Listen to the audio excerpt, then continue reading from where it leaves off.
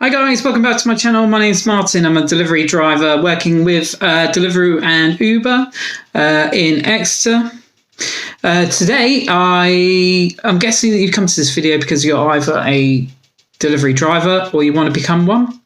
And I was just wondering and wanting to speak to you guys about any strategies that you have while you're out on the road, about where you sort of position yourself in your vehicle.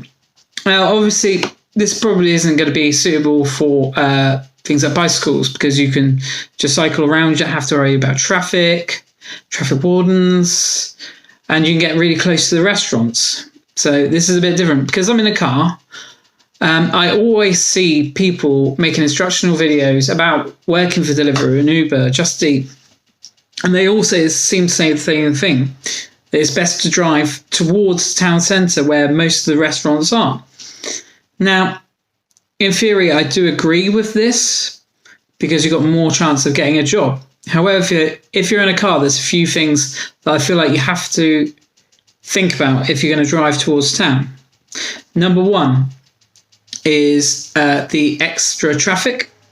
It might be different in your town, but certainly in Exeter where I am, traffic is horrendous around the town centre, and I tend to get caught up in traffic and it takes longer than I expected to do most deliveries. Number two is the traffic wardens. Unfortunately, 50% of the places in the town centre where I live, you get there and the delivery is not quite ready yet, and sometimes it can be 5-10 minutes. Now, I don't personally mind waiting for a little bit. However, the traffic wardens can be pretty ruthless. If they see you in the loading bay, they give you 5 minutes. If you're not back in 5 minutes, there's a ticket on your car. And most of the time, I can fight the tickets and get out of them by giving them screenshots of where I've been picking up from and stuff like that. But it is a pain. And I had one recently that I didn't get out of. So that was a big payout for a small payday. So yeah, traffic wardens and traffic, definitely two things you need to think about. But also the other thing is, if everyone's heading to the town centre, including people with bicycles, to try and pick up orders, as I said before, bikes can get really close to the restaurants. In a car, you need to wait that a little bit further away, so you're less likely to pick up the deliveries than people on bicycles. So that's a strategy I've heard from other people. Drive as close to the town centre as possible. However, what I've started thinking is, and what I've started doing, seems to be working for me, is staying a bit more on the outskirts. So around where I live, there's big services with a few places that do Deliveroo and Uber. And there's a few along a big main road, a main artery in and out around the town. All those roads are 40 and 50 mile an hour zones, and they're very light for traffic. So I find that, number one, the jobs are longer. So the initial fee is much higher. Number two, I'm managing to drive faster towards where I need to pick up and towards the customer.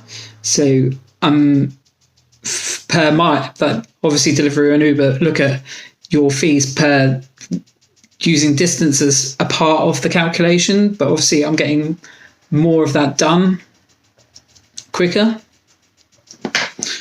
I've lost my train of thought. Bear with me. So yeah. And lastly, because it's light traffic, I can get around quicker as well. Now, I do tend to do less deliveries per hour, maybe 2 or 3, but the deliveries in general are always over £5, sometimes 7.